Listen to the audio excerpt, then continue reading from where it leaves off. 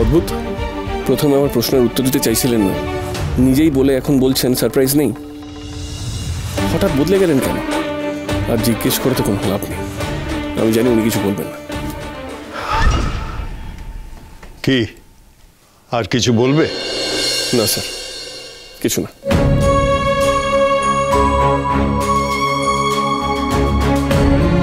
স্যারকে একবার বলে দেখলে হয় না?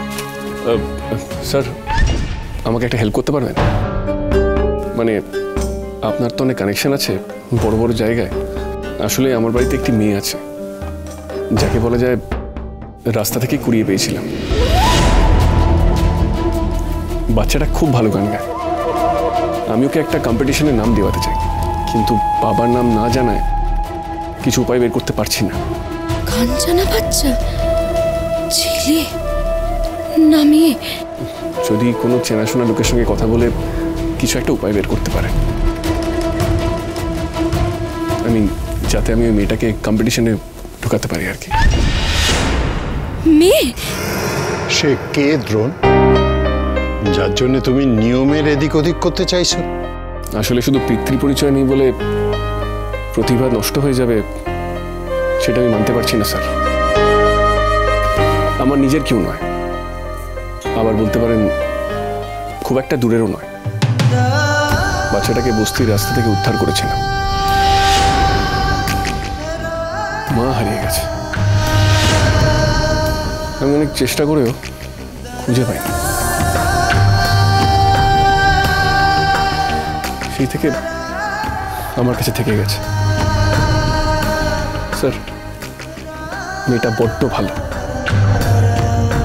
কেন জানি না ওর উপর আমার একটা সাংঘাতিক টান জন্মে গেছে।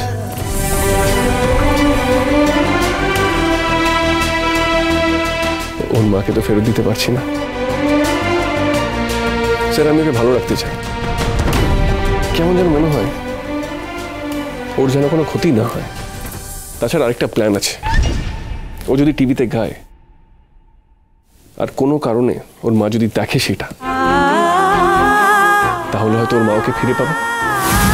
এই যেন পুরো আমার ভগবতী, ভগবতীর কথাই বলছে না তো? সেদিন তো উনি হাসপাতালেও ভগবতীর নাম বলছিলেন বারবার। একটা অজানা অচেনা মেয়ের জন্য তোমার হঠাৎ এইভাবে টান জন্মালো? বললাম তো, কারণ জানো, বাড়িতে আমার স্ত্রী মেয়ে কেউ কেউ ভাবে পছন্দ করে না,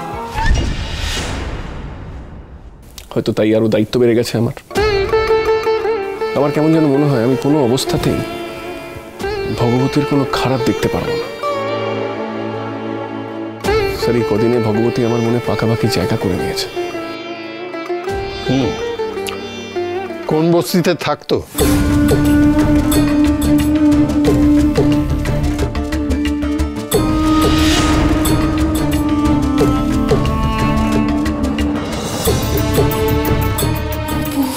সবটা মিলে যাচ্ছে। ভাগ্যের খেলাই কি তবে ভগবতীকে তার বাবার কাছে পৌঁছে দিয়েছে? কি হলো ছোটকা, কিছু জিজ্ঞেস করছি তো আমি? আপনাকে বলতে হবে যে আপনি আমার ঘরের দরজায় কান লাগিয়ে কি শুনছিলেন। এটা কি ধরনের ভদ্রতা বলুন তো? বাড়ির মধ্যে এখন লোকজন দরজায় আড়ি পাতবে? আমি তো ওই গান, ভগবতীর গান শুনছিলাম। গান শোনার জন্য আড়ি পাততে হয়? আরে আমি আড়ি পাতিনি, শুনিনি, ভুল দেখেছে। ও, আমি ভুল দেখেছি তাই না? এই শোন, আমার চোখ না এখনো খারাপ হয়নি। অপলা, দাঁড়াও, আমি তোমাকে দেখাচ্ছি কিরম করে শুনছিল। এইভাবে এইভাবে শুনছিল। ওইভাবে কান পেতে শুনছিল? তার মানে ছোটকা নিশ্চয়ই কিছু একটা সন্দেহ করেছে। উফ, দ্রোণ একটু বেরোলো তো উনি চলে এলেন। এখন বাঁচার একটাই উপায়, ঝামেলা করে সবার নজর ঘুরিয়ে দিতে হবে অন্যদিকে। কি ব্যাপার ছোটকা? ছোটকা, এটা কিন্তু ভাববেন না যে আপনি সিনিয়র বলে আপনি চুপ করে থেকে পার পেয়ে যাবেন। আপনি আমার ঘরে উকি মেরেছেন, তো আমি প্রশ্ন করতেই পারি, কেন নজর রাখছিলেন আমার ঘরে? বাড়িতে কি কারোর একটু প্রিভেসি নেই? না বলুন, আমাকে উত্তরটা দিন। কি হয়েছে কি? এই কি হয়েছে গো? তুমি জিজ্ঞেস করো। আমাকে তো উত্তরটা দিচ্ছে না, তুমি জিজ্ঞেস করলে যদি উত্তরটা দেয়। তোমার বর আমার ঘরে আড়ি পাচ্ছিল। হে মা, এসব কি অসভ্যতা? একটা ভদ্র বাড়িতে। আচ্ছা চিরু, দ্রোণ তো তোমার ছেলের মতো, তার বউয়ের ঘরে তুমি আড়ি পাচ্ছ? ভদ্রলোকের বাড়িতে এসব কখনো হয়? চি চি চি চি চি চি চি। দেখো না, তোমরাই দেখো, ওনার মুখে কোনো উত্তর নেই। তুমি একটু বেশি রিঅ্যাক্ট করছো। বেশি রিঅ্যাক্ট করছি আমি?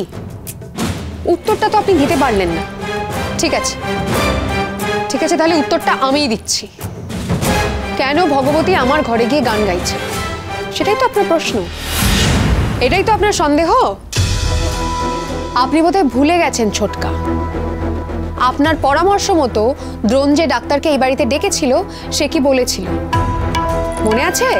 বলেছিল ডিম্পি যেন ভগবতীর সঙ্গে মেলামেশা করে, তাতেই ওর ভালো হবে। সেই জন্যই তো আমি ডিম্পিকে আর ভগবতীকে আমার ঘরে নিয়ে গেছিলাম। ডিম্পিকে ভগবতীর গান শুনিয়ে আমি ওদের বন্ডিংটাকে আরো স্ট্রং করছিলাম। আপনার কি তাতেও আপত্তি আছে? আমার কি নিজের মেয়ের জন্য এটুকুনি করার অধিকার নেই? আমি আড়িও পাতিনি, নজরও রাখিনি। আমি বাচ্চাদের ডাকতে এসেছিলাম। এছাড়া বলছিল যে লুচি ঠান্ডা হয়ে যাচ্ছে, তাই লুচি বানাতে তো তুমিই বলেছিলে অপালা। তো লুচিগুলো ঠান্ডা হয়ে যাচ্ছিল, তাই এই চিরকে পাঠালাম তোমাদের ডাকতে। তুমি যে কেন ভুল বোঝো সারাক্ষণ। ডিম্পি, ভগবতী, চল চল চল, আর গান গেয়ে কাজ নেই, লুচি খাবি চল। আমিও যাই হাত মুখ ধুয়ে আসি। আমিও না হয় কটা।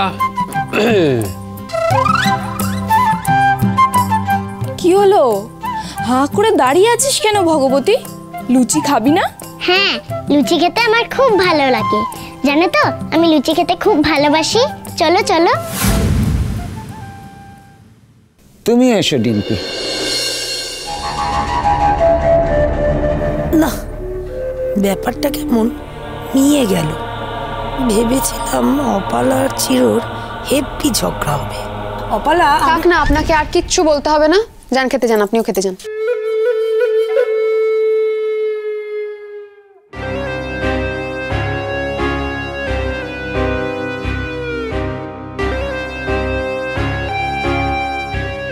মা, তো বড় সমস্যায় পড়া গেল। লুচির নামে তো পুরো গানের প্র্যাকটিস সেশনটাই ভেস্তে গেল। কাল তো সিলেকশন রাউন্ড, ডিম্পির প্র্যাকটিস হয়নি। গানে লিপ দেওয়া তো খুব ডিফিকাল্ট ব্যাপার। যদি কালকে ডিম্পি সবার সামনে ধরা পড়ে যায়, কি হবে তাহলে? আমার ধারণা এই ব্যাপারে আপনি আমাকে সব থেকে ভালো গাইড করতে পারবেন। আর আপনি তো শুনলেন সবই। আচ্ছা, আমাকে বলুন তো, এই শোতে পার্টিসিপেট করার আর কি কোনো উপায় আছে যাতে মেয়েটা একটু সুযোগ পায়? ও আচ্ছা আচ্ছা, এমন। Thank you very much, thank you. Sir কোনো উপায় পাওয়া গেল ভগবতীকে গান গাওয়ানোর? হ্যাঁ পেলাম। যার সঙ্গে কথা বললাম তিনি বললেন এ ব্যাপারে উপায় একটাই আছে। যদি কোনো গানের স্কুল বা গানের টিচার নিজের দায়িত্বে গানের স্কুলের ব্যানারে ওই মেয়েটির নাম জমা দেয়, তাহলে ওই গানের স্কুলকেই পার্টিসিপেন্টের পরিবার বলে ধরা হবে। তুমি যদি কোনো গানের স্কুলে বাচ্চাটাকে দিতে পারো বা কোনো গানের টিচার ওই বাচ্চাটির দায়িত্ব নিতে রাজি হয়, তাহলেই কিন্তু ওকে কম্পিটিশনে নাম দেওয়ানো যাবে। Thank you so much sir. Sir আমি সারা জীবন আপনার কাছে কৃতজ্ঞ থাকবো এই ব্যাপারে। স্যার যে করে হোক এইটুকু ব্যবস্থা আমি করবো। এখন আমি আসছি স্যার, হাতে বেশি সময় নেই। Thank you.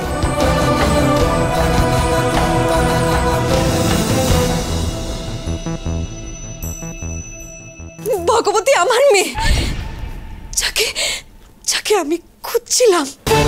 কি কি বলছো চিনি? এই দ্রোণ যার কথা বলছিল ভগবতী, সে তোমার মেয়ে? কিন্তু তুমি যে অন্য নাম। না না, আমি ওকে ঠাকুরন বলে ডাকি। আসলে ওর ভালো নাম হচ্ছে ভগবতী। চিনি চিনি